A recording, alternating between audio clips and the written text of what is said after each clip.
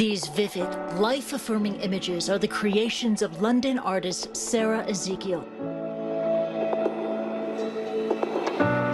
While enjoying international recognition for her work, Sara also has ALS, or amyotrophic lateral sclerosis, which means she can neither speak nor move.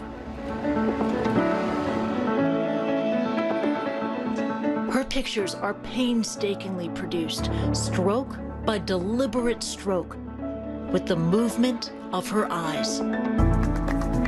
When I'm creating, I'm totally focused on my work, and all of my problems disappear, and I'm happy that I have somewhere to escape to.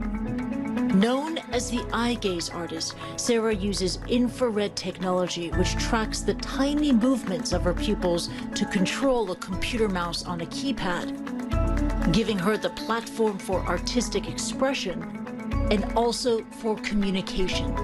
Letter by letter, this is how sentences are formed. It is time-consuming work, and for this reason, I sent my interview questions to her ahead of our meeting so that she could take time to prepare her answers.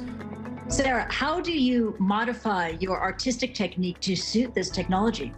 Eye gaze painting is very different to using my hands, and I experimented a lot. I still feel that it's a learning curve with every painting, and I have an abundance of techniques to explore.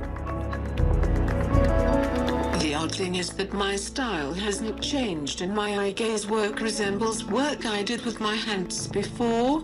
I think that's just so extraordinary.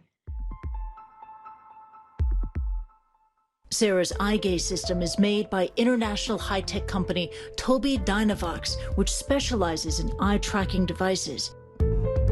There are a range of assistive technologies on the market, some using eye movement, others using different body parts. For example, globally renowned theoretical physicist and fellow ALS patient Stephen Hawking controlled his speech software with a muscle in his cheek. People are fascinated by the contrast between my physical weakness and the vast scale of the problems with which I deal.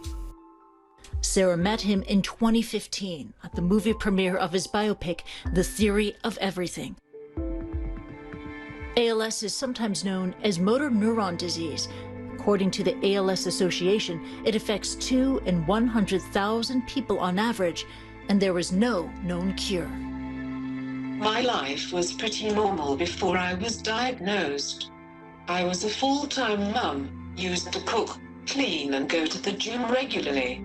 Everything changed after my son was born, and I soon became totally dependent on carers for everything. Being a parent to a newborn and a 3-year-old was a frightening and isolating place for Sara. I spent my first 5 years with a mentee without a computer, which was a bleak wilderness for me.